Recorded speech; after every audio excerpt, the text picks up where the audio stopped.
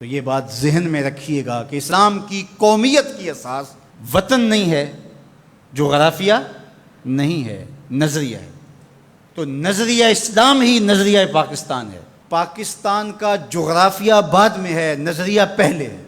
دنیا پہ ملک پہلے بنتے ہیں، پھر دیکھا جاتا ہے کہ اس کا نظریہ کیا ہوگا، آئیڈیالوجی اس کی کیا ہوگی۔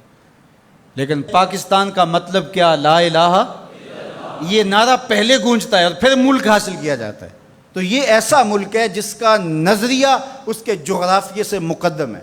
دنیا کے اوپر ایک اور ملک بھی ہے جس کا نظریہ اس کے جغرافیے سے مقدم ہے، بلکہ اس کا جغرافیہ ابھی تک متعین نہیں ہے، وہ اسرائیل ہے۔ وہ یہودی نظریے پہ قائم ہوا ہے، اس کا نظریہ پہلے تھا، اور جغرافیہ اس کا ابھی تک مکمل نہیں ہے، اس کی کوئی سرحدات متعین اور طے شدہ نہیں ہے، ہر سال پھیلتی ہیں۔ چونکہ ان کا نظریہ غالب ہے اور وہ نظریہ یہود کے اوپر اس ملک کو حاصل کرتے ہیں، اس ٹکڑے کو حاصل کرتے ہیں، پھر اس کے بعد اس کا جغرافیہ پھیلنا شروع ہوتا ہے۔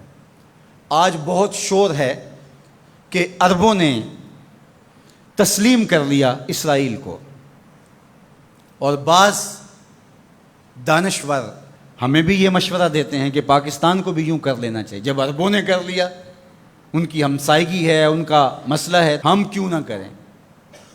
تو یہ بات ذہن میں رکھیے گا کہ یہ عرب ریاستیں جو بنی ہیں، یہ نظریے کی بنیاد پہ نہیں بنی، یہ لسانی بنیادوں پہ کھڑی ہوئی ہیں۔ جب سلطنت عثمانیہ کو توڑا گیا تو اس وقت یہ بت تراشا گیا اور عربوں کو کہا گیا کہ یہ اجمی ہیں ترک اور تمہارے اوپر حکومت کرتے ہیں اور تم عربی نسل ہو۔ وہ لارنس آف عربیہ 4000 جاسوس لے کر کے بظاہر آثار قدیمہ کی کھدائی کے لیے آیا تھا، لیکن اس کا مقصد تو کچھ اور تھا، اور کس طرح ان کے اندر عصبیت ابھاری، یہ مکر تھا تاکہ مسلمانوں کو ٹکڑیوں میں بانٹ دیا جائے۔ اقبال نے اس کو بت کہا ہے۔ یہ بت کہ تراشیدہ تہذیب نوی ہے، نئی تہذیب کا تراشا ہوا یہ بت ہے۔ یہ بت کہ تراشیدہ تہذیب نوی ہے، غارت گرے کاشانہ دین نبوی ہے۔ بازو تیرا توحید کی قوت سے قوی ہے، اسلام تیرا دیس ہے، تو مصطفی بھی ہے۔ نہ عربی، نہ عجمی، نہ گورا، نہ کالا، تیری پہچان یہ ہے کہ تو مصطفی بھی ہے۔ تو یہ وہ شناخت تھی جو امت کی وحدت کی ضمانت بنتی ہے۔ تو آج اگر کسی ایک ملک نے تسلیم کر لیا ہے اور کل دوسرا ملک تسلیم کر لے گا، لیکن میں آپ کو ایک بات بتاؤں اور وہ غور سے سن لو، وہ یہ کہ ساری دنیا بھی اسرائیل کو تسلیم کر لے، پاکستان تسلیم نہیں کرے۔ وہ کیوں؟ اس لیے کہ ہماری اساسی نظریے کی ہے، ہمارا وطن بنا ہی دو قومی نظریے کی بنیاد پر ہے۔ تو اسرائیل بھی اپنے یہودی نظریے پہ کھڑا ہے اور وہ عالم اسلام کو کھا جانے کی سازش کر رہا ہے۔ ہم ایسا نہیں ہونے دیں گے انشاءاللہ۔ اور پاکستان بھی اپنے اسلامی نظریے پہ کھڑا ہے۔ یہ الگ بات ہے کہ 73 برس بیت گئے اور منزل انہیں ملی جو شریک سفر نہ تھے، اور باغ دوڑ ہمیشہ ان لوگوں کے ہاتھوں میں رہی جو اس ملک کو نوچتے رہے۔ گدیں، یہ ڈاکو، یہ لٹیرے جنہوں نے ملک کو لوٹا، دونوں ہاتھوں سے ہمارے وسائل میں چھوڑے اور ہماری نظریاتی اساس کے اوپر کلہاڑے چڑھائے۔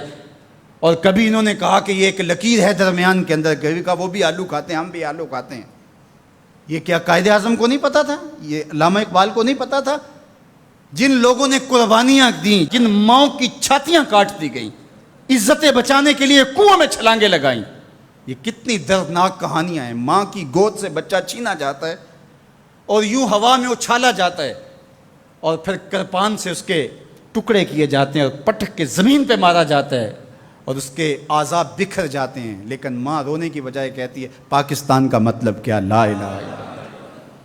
کیا یوم حساب نہیں آنے والا جنہوں نے اس ملک کو نوچا ہے، اس ملک کے نظریات پہ کلہاڑے چلائے ہیں، مختلف جگہوں پہ بیٹھ کر کے اس ملک کو کھوکھلا کرنے کی کوشش کی ہے؟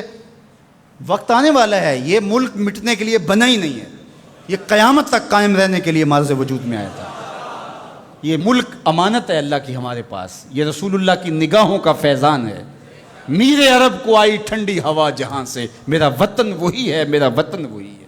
میں یہ بات ہر سال کہتا ہوں کہ اللہ رسول کے ساتھ تو ہماری محبتوں کا رشتہ لازوال ہے، لیکن اس ملک کے ساتھ ہم ٹوٹ کے محبت کرتے ہیں، اس لیے کہ اس ملک نے اسلام کی نشأت کے لیے بنیادی پلیٹ فارم بننا ہے۔ پاکستان سرخرو اور بامراد ہوگا، اللہ ایسے رجال یہاں سے پیدا کرے گا۔ بس آپ اپنے حصے کا کام کریں، جو آپ کی ذمہ داری ہے اس کو نبھائیں۔ جمعۃ المبارک میں حدیث پاک میں ہے کہ ایک ایسی گھڑی ہوتی ہے جس میں ہر دعا قبول ہوتی ہے۔ تو میں آپ کی آمین کے ساتھ آج کی ان مبارک گھڑیوں میں یہ دعا کرتا ہوں، اللہ میرے وطن کی خیر فرما، میرے ملک کو امن کے اجالے عطا کر دے، میرے ملک کو اپنی رحمات کا سایہ عطا کر دے، میرے ملک کو معیشت کا جمال عطا کر دے، ملک کی نظریاتی سرحدوں کی اور جغرافیائی سرحدوں کی مالک حفاظت فرما۔ اللہ جو اس ملک کو میلی نظر سے دیکھے اس کو خاصر و برباد کر دے۔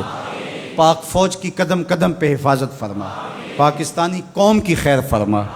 ایک نعرہ بلند کر دیجئے اپنے جذبوں کے اظہار کے لیے، نعرہ تکبیر، نعرہ رسالت، اسلام، پاکستان کی محمد سے وفا، تو نے تو ہم تیرے ہیں، یہ جہاں چیز ہے کیا لوح و قلم تیرے۔